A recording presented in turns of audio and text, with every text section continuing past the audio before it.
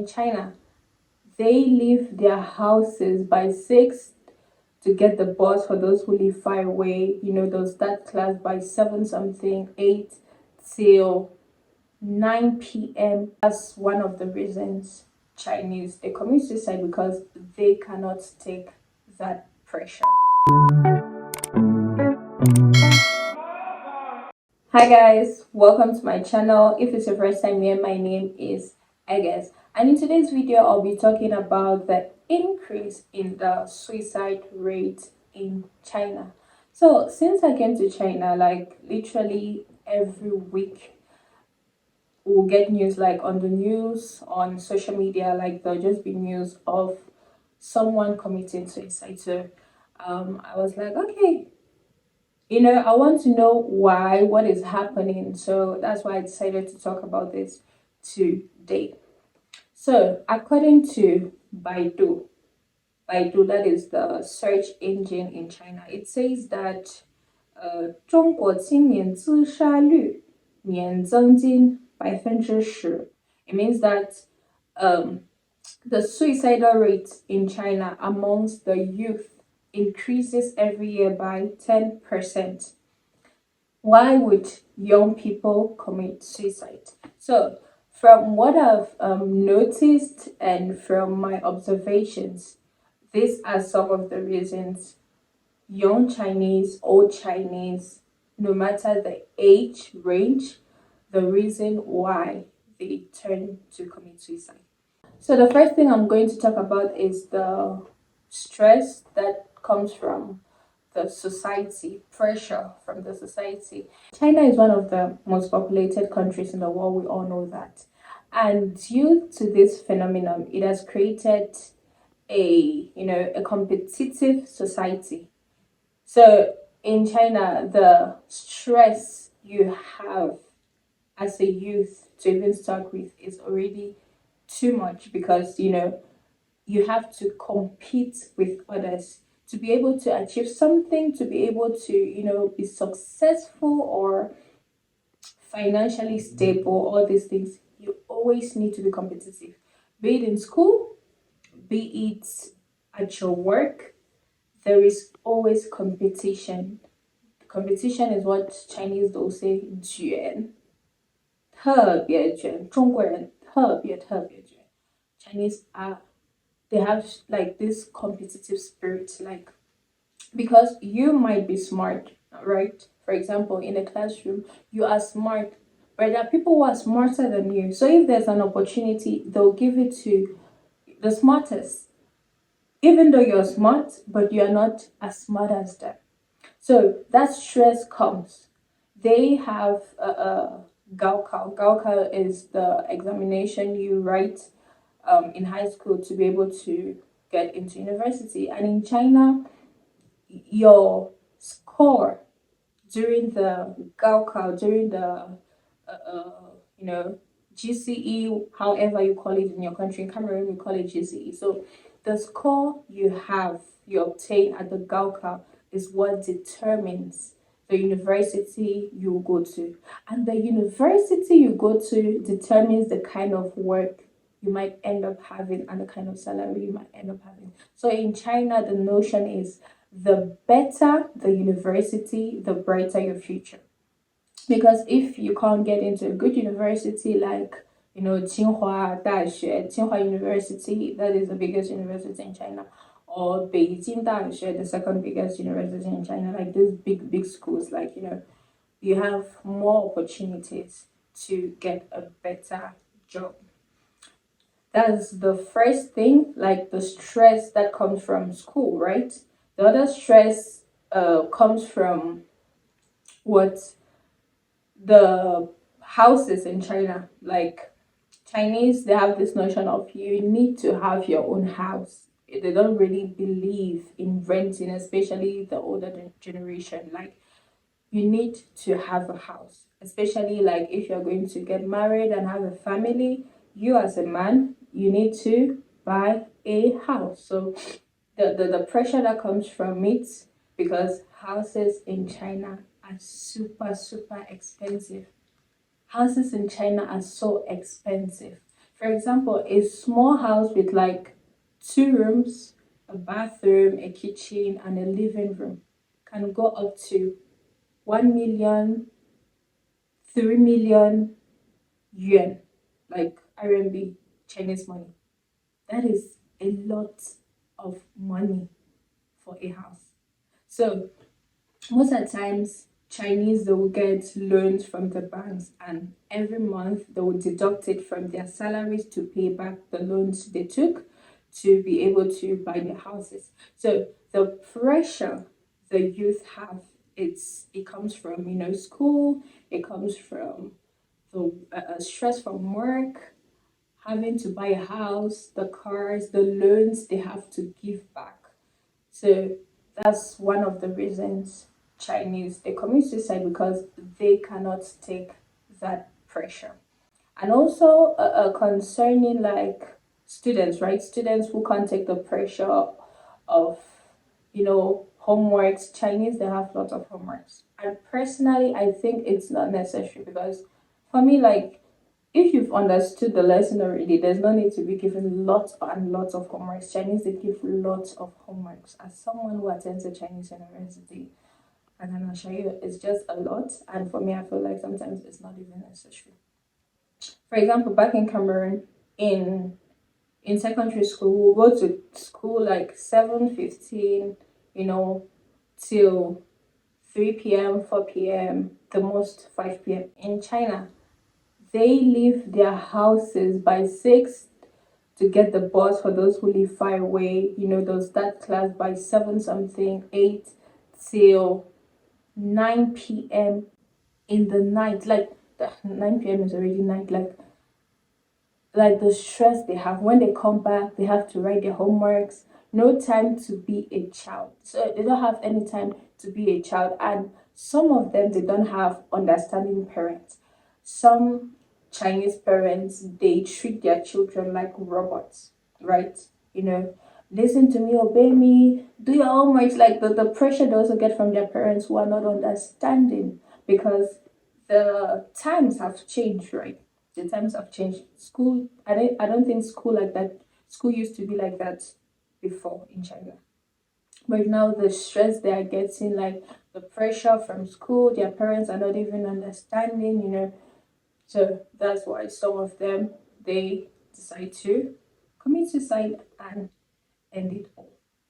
The next thing I'm going to talk about is internet violence. Okay. Recently, some cases have been happening, some things have been happening where people will be attacked on the internet and they will not be able to take the attacks, the insults, and they will decide to end their lives. Chinese, they don't leave their phone. So even if the insults and the attacks they are on the internet, they still affect the person's life. For example, recently there have been cases of internet users who have insulted women, especially. Like the Chinese, they call it Huang Qiang. Huang Qiang is like yellow mouth, but yellow in Chinese has something to do with everything sexual. I talked about this in one of my videos, meanings of colors. So when you hear anything that carries Huang, in most cases, it has something to do with something sexual. It has to do with something sexual, right? So Huang Qiang is like making sexual jokes about somebody, especially a woman, because most of these things they affect women. So recently there was this girl who she dyed her hair pink, right? And this girl is very smart. She got admission into a very reputed school in China, right? For masters. So she posted a picture, I think it was on Weibo, that is the Chinese Twitter. She posted a picture with her admission. She went to see her grandfather in the hospital. And people started, starting how do you call it? Starting to lie about her name. I don't know how to call it. Zhao Yao. how to say 造谣. Anyways, starting they started making assumptions about this girl, saying that a normal girl, a girl who carries herself, who has dignity, should not be dyeing her hair pink, you know.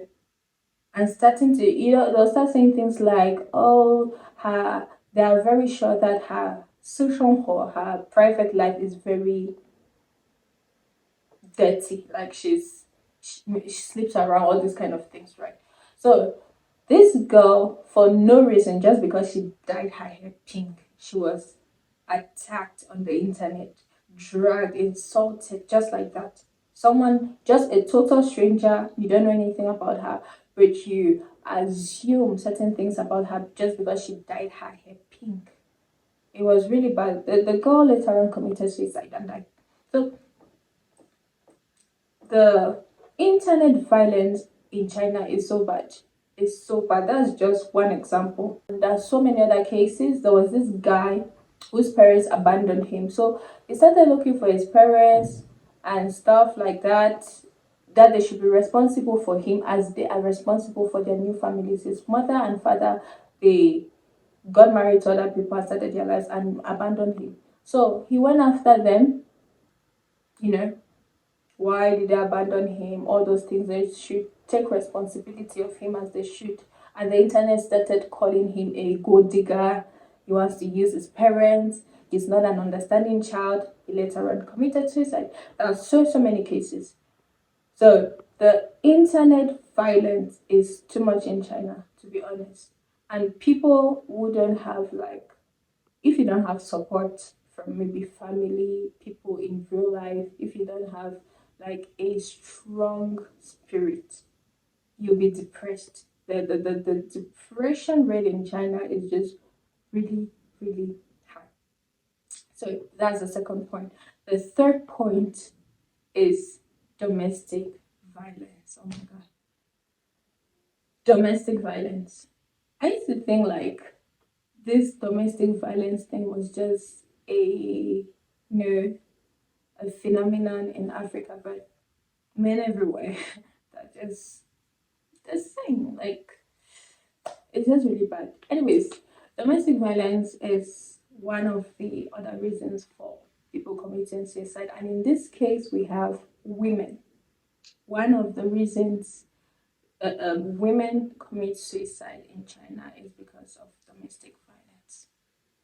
Recently, a woman she committed suicide because she was beaten by her husband. And I know that people were going to say, oh, who was never beaten? Oh, she must have done something wrong. People would think like this. You really have a problem, and you're part. You are an accomplice of the killer because that's just killing. That's just killing. Anyways, the domestic violence rate in China is really, really awful. Recently, there's been news of men beating their wives till killing them. But the funny part of it is that they don't get like a good sentence. They'll get something like 6 years, 1 year for killing somebody. You kill someone you're supposed to protect, but they'll give you 1 year, 6 years. But if a stranger killed a stranger, they'll give that person like life imprisonment or death sentence. But you is supposed to protect your partner. You end up beating that person and killing that person. They give you 1 year, they give you 6 years, sometimes 6 months. Does it make any sense? Does it? So most of these women, like, they feel like they have no way to escape because some of them, they don't even get support from their own families. They get beaten up when they go to the police. The police will be like, I'm sure you did something. They'll go to, I don't know how they call it in English, I forgot it, like this women kind of association, like women who are victims of domestic violence. They'll instead tell you to forgive your husband, to be understanding. And you feel like frustrated, you get beaten every day, by someone who is supposed to protect you, by someone who is supposed to love you. The police doesn't do anything. These associations which are supposed to help you, they don't help you. Like they feel like there is no way out for them, no support from your own family. And that's how they end up committing suicide.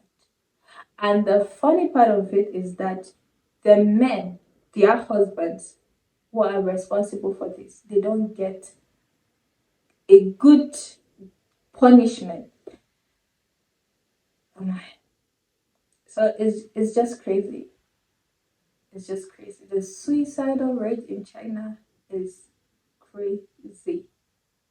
Every day, like literally every week, you hear someone taking their life.